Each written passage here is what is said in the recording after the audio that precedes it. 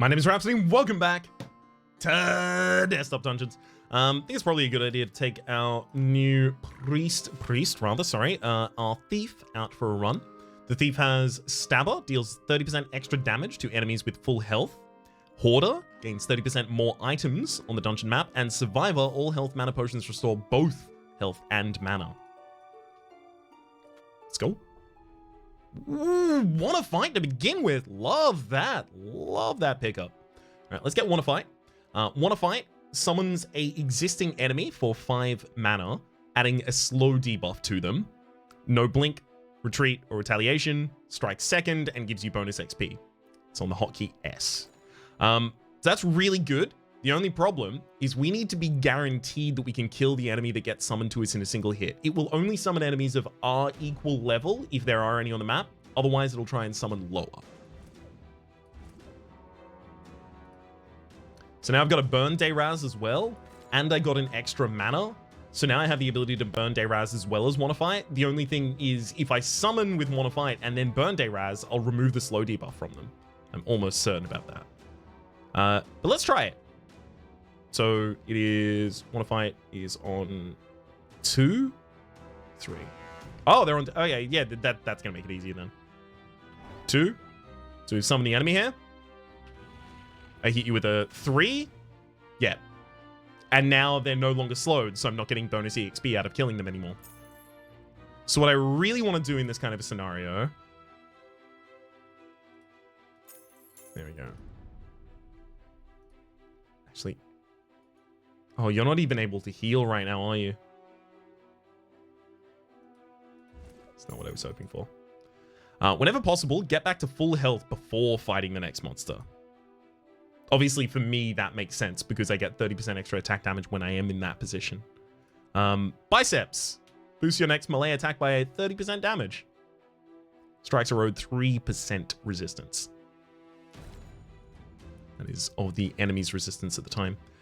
Sure, I'll just kill the zombie there. That was not necessarily great, but yes, good to see you.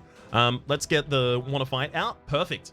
Goblins are great Wanna Fight targets because I actually can kill them in a single hit. So I get the extra XP out of that, and Wanna Fight again, and I can kill you too. Beautiful. Wanna Fight one more time, can kill you.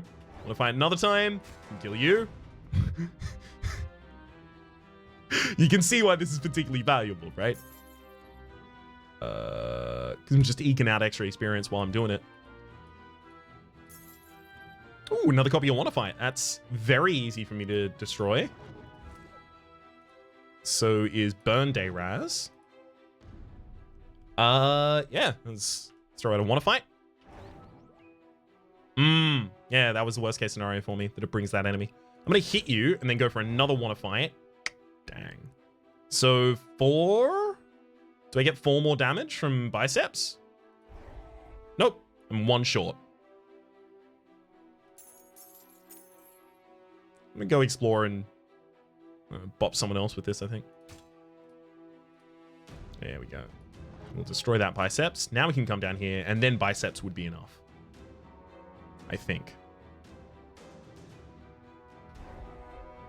Yep. So we can kill this enemy while they're slowed, getting us our level up.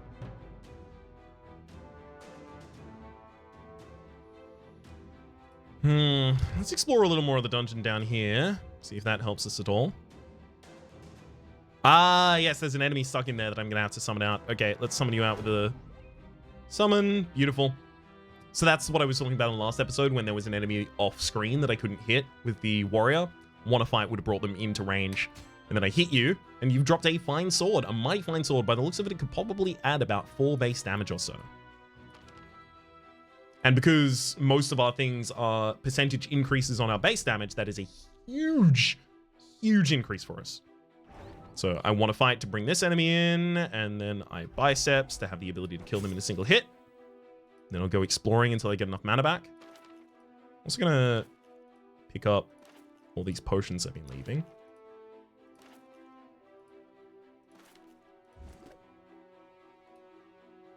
Dungeon Hint Writers Guild Member number 3. Don't forget to explore sub-dungeons. They show up as extra staircases and usually offer bonuses. That's true. They do both of those things. So here's an example of something I'll sometimes do. We can see there are 2 enemies here, and I don't die by hitting both of them. So I'm gonna hit each of you, then I'll use Wanna Fight. Got the wrong one, unfortunately, there. Rude.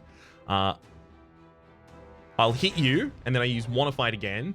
And the reason that I'm doing this is because now I've peppered them down, and then I can kill them in the second hit. So I get the slow debuff again. Although now, I do need to actually go find enough HP. Hey, adventurer. Hey, over here. Yeah, it's me, the dungeon boss. Come on. Try and hit me with a fireball. I dare you.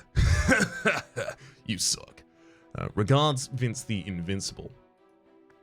So the reason that we're saying that is because they resist magic spells and attacks for 50%. So I can still kill these in a single hit, so I'll want to fight to bring one of them in, hit them. They have to have the slow debuff if I want to kill them. That's how it goes. I'll hit you, and then summon you next to me again. Slowed, but hit you again. Beautiful. I don't really want to bring in level 4 targets right now if I can avoid it. Ooh, no. I can single hit kill this level 4 target, so actually pretty jazzed about the idea of that then. Yes.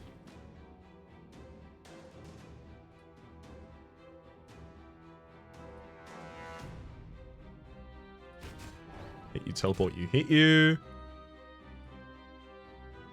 Get an extra damage, love that. That's one of the biggest things we can get.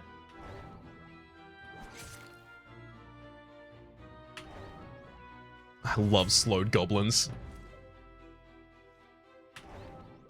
So you can see it's no longer able to teleport level 5 units to me.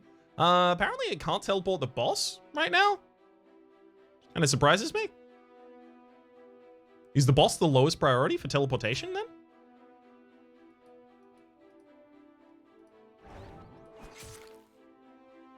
Strange. Let's get Wanna Fight and purge that one again as well. Gimme. Kill him. And purge biceps again also. Gimme. Kill him. Gimme. Kill him. And then one last gimme, one last kill him. So here's the unfortunate part. Oh, wait, no, there's one more. It doesn't look like I have the actual amount of EXP on this map, even with a lot of Wanna Fights. In fact, I think almost exclusively Wanna Fights, right? To actually level to full. That's okay. It happens like this from time to time. And also, we already have the ability to smash Vince the Invincible into another GD universe.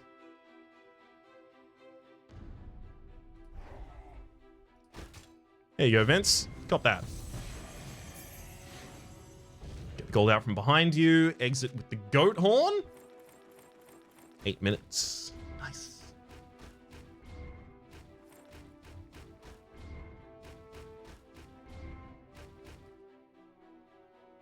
Seems like a decent earning right there. All right. New building available. Hail, most administrative, industrial Kingdom Administrator. A local blacksmith, unsatisfied with the extremely poor sales of farming equipment, has business proposal to bolster the heroes in your kingdom. When you're interested, pay a visit to the supply store. Trophy sold for 150. So I do kind of just want to focus on the thief for a little bit here, get as much money as I possibly can. Because they spawn extra items on the map, and I use those to get money. But I also do want to unlock all the classes relatively early. I'll tell you what I'll do is I'll unlock slashing and things. Need some weapons and armor. Looking at price before quality. Not likely to sue for breakages. Slashing and things has something for you. This building has several preparation slots filled with stock. Adventurers may buy these items before dungeon runs. Congratulations! You've upgraded a key structure and now have access to dungeon preparations. In this building's new preparation panel, you'll see several slots with a variety of performance and boosting dungeon effects such as free items, layout modifiers, or more abstract benefits. If you want to see how these preparations affect dungeoneering, just start up the next adventure. And I do. So I will. Let's go out to this adventure. The Badlands. This realm belongs to a creature so terrifying and deadly that it is said he can fell even the mightiest of warriors with a single blow. Magic and cunning are required to prevail. Time to start using your new dungeon preparations. You may select up to 1 prep per building for your adventure's next expedition. So I could get a sword, 2 base damage. I could get a shield, reduces all damage taken by 2. I could get a Slayer one, destroys an enemy. The perfect remedy for particularly troublesome foes, destroys 1 regular enemy and provides base experience capped at player level for the kill. Non-level EXP bonuses apply.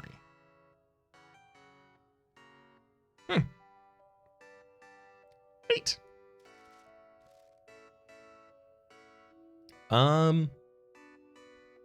Well, I think I'll go with the sword because I increased my damage by 33%.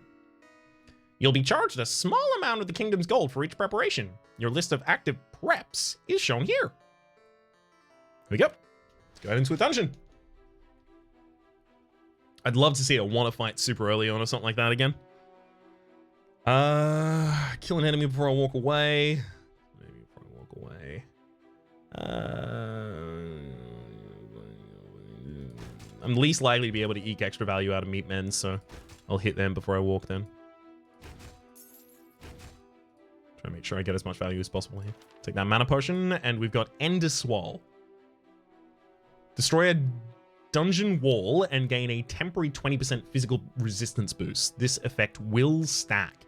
It won't stack endlessly though, it stacks to a maximum of 65%. So we'll happily pick that up, and then I'm immediately going to destroy a wall. You can destroy walls in such a way that will actually give you the ability to explore more tiles as well. Although that's actually the border of the map, so unfortunate for me. But also while doing so, I'm just gaining extra stacks of the resistance, and I'm making sure that I utilize my excess mana. I'm going to put you down there and then you there, so you're on hotkey 2, making it a lot easier to cast. I say a lot. It's minimal. Ooh, that's a good pickup right there. Getting there. It's 3 mana for first strike and 5% dodge. Grants you first strike in your next round of combat and 5% dodge chance. It is, however, worth noting. We should talk about attack order, right? So a non-slowed enemy obviously goes faster than a slowed enemy. An enemy with first strike obviously go faster than an enemy without first strike or one that's slowed. However, what about first strike versus first strike? What about slowed versus slowed? What about just enemy versus enemy? What dictates the attack pattern then? So, if you're the same level as your enemy, they'll hit first. If they have first strike, they'll hit first. If you're both slowed, they'll hit first. However, if you have first strike and they are much higher level than you, but don't have first strike, you'll hit first. So you can overcome the level difference with first strike. But you can't overcome first strike with a level difference.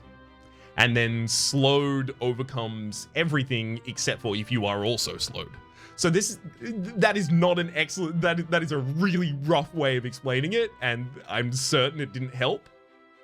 But that's how I remember it. It'll become more relevant as we consistently have to utilize it. Pick up Get in Da. Like, I can kill this enemy using 3 mana without it dealing damage back to me. But also, that doesn't really help me to do so. So, end this wall, then kill you, then move. Try and get as much healing as possible. Ah, I see. I'm gonna end this wall as well. Move down here. Oh my god. Many copies of the same thing.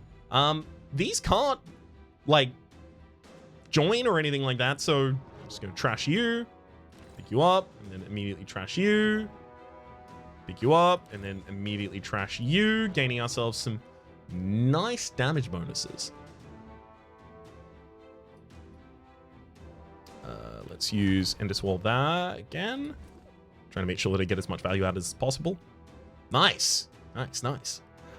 So, what I actually can do here, I'm going to end this wall. Actually, I got 40%. Yeah, I'll end this wall. So this enemy is now attacking for 7. Or attacking for 3, taking us down to 7. I should get back to full mana before I do this.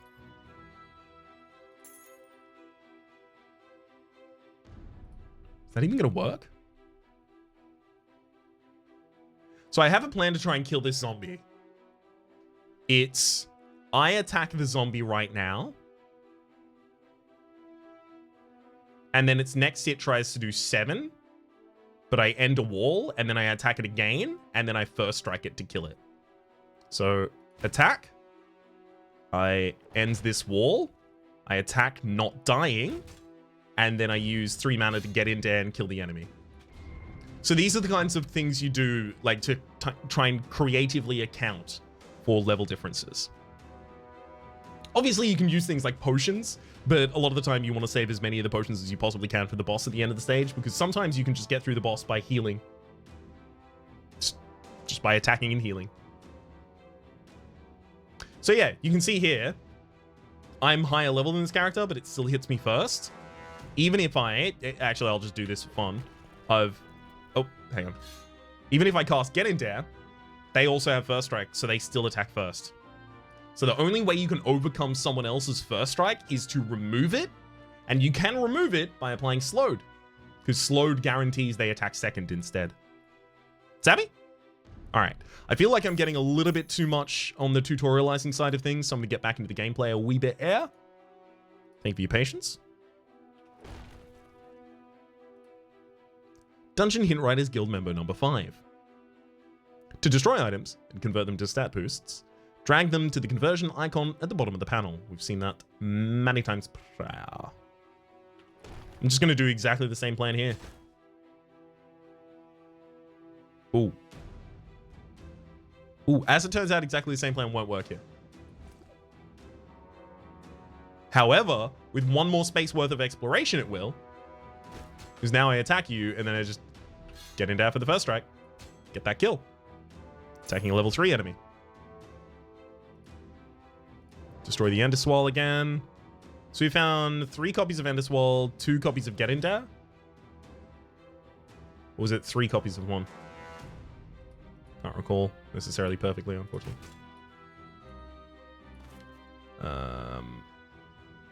So again, I should just be like mercilessly murdering walls right now. If I really want to get value out of my mana. And I do. So you can see here an example of what I was talking about. We're higher level than them, but neither of us has first strike. We attack first.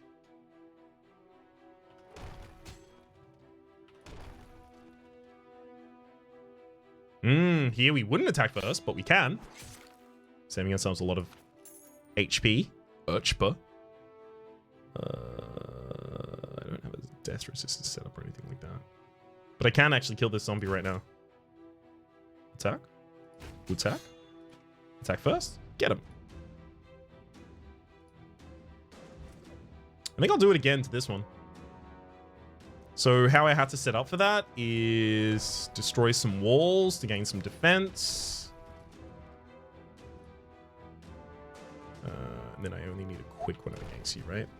So we get 3 more. So I have a Get In There. So I attack, Get In There, kill.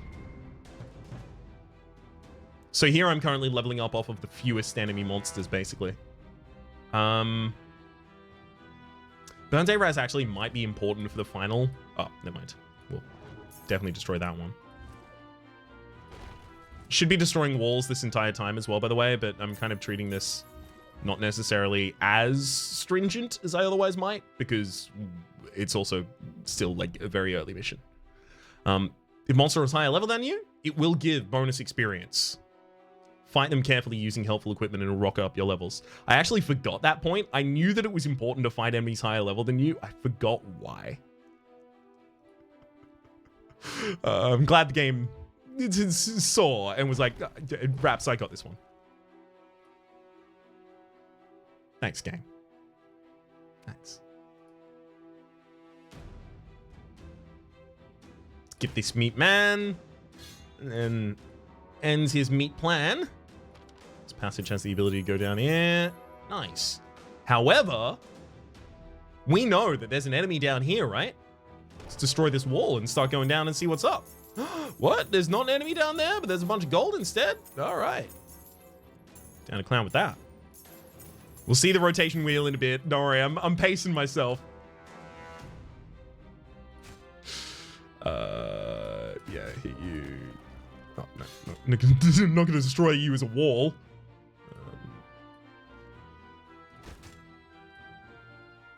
Yeah, you know what? Just gonna destroy that. I've been around since Death Star Dungeons Alpha. Same. And I'm still gonna kick your ass. Just let me land one hit. Regards, Gubba the... Whoa! He's a goat boss. If he lands one hit, we dead. We're extremely dead. However, they're level 5. We can get to level 5. Let's go get to level 5 about it and see what's up after that. We're now level 5. They still kill us in a single hit. Oh no. However, what if we ended a wall, got one more mana, ended another wall, came down here, fought you without dying, and then gave ourselves quick strike for the second hit. It's all about creative accounting. And then we go through the rest of the exploration. Try and find any excess value or gold or anything, frankly, we get to take away with us here.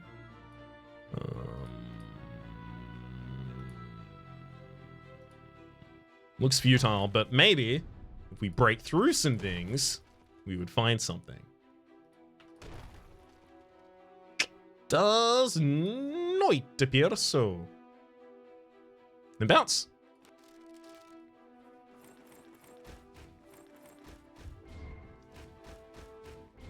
Nice. We even get to take the sword home, the one that we actually took out in the dungeon, and sell it for half of its value. Costs us 25 to take out, 12 to sell at the end. So it's not as bad as it otherwise might seem. So 1v1 difference. On average, I fought enemies that were one level lower than me. You can see when I was clearing the enemies up at the end, that's what was really happening. But a maximum of one level higher than me. We'll see later, especially whilst using spells, that you can make that number pretty big. Quest complete. City expansion. Congratulations. You've defended the 3 terrible goat lords of the surrounding dungeons, and your kingdom breathes a collective sigh of relief. Unfortunately, you're running up against a new kind of problem. As you take the spoils of your hero's dungeon exploits back to the kingdom treasure vault, you notice that it's teensy bit full. It's time for the official vault to expand beyond the confines of that old couch in your spare bedroom. For now, you'll need to focus on finding a better source of cash security, and hiding it in random pots around town simply won't do. Rumors abound in the local taverns that mysterious creatures known as bankers have been sighted in the realms. If you catch one, maybe you can harness its power in some way.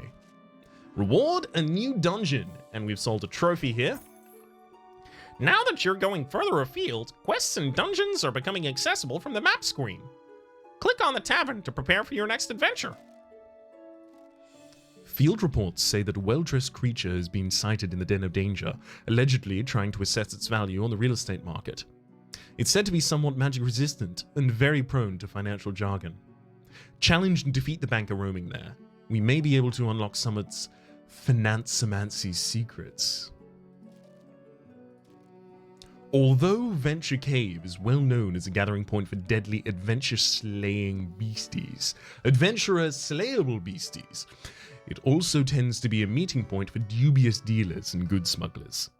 Trackers are almost certainly almost certain rather, that you'll find a banker wandering around there. Challenge and defeat it. The map screen gives you an overview of the kingdoms surrounding and all the dungeoneering opportunities they present. Click on one of the quest flags. Click on Venture Capital. Confirm your quest selection here, just as you would with a dungeon. Great! Now you're in dungeon preparation mode. If you change any of your mind about the quest that you've accepted or any other aspect of the hero's creation process, you can jump up to the appropriate phase with a single click. So I can jump back up here, for instance, to try and retake our mission. This one here, will take you to class and race selection. This deals with your preparations, accessible once you have the correct buildings upgraded. We already have one of those. By default, all heroes are issued with a standard adventuring kit. It contains a few potions and any basic equipment the class needs. These buttons are also handy for when you start playing regularly. Auto Advance streamlines the preparation process. Random Run rolls a dungeon and character for you. And Last Run for multiple attempts of a single dungeon. Or you can just cancel here and resume your important looking at kingdom duties. The realm is your plaything. That's it for now. Do as you see fit, within the realms of bureaucratic compatibility, of course.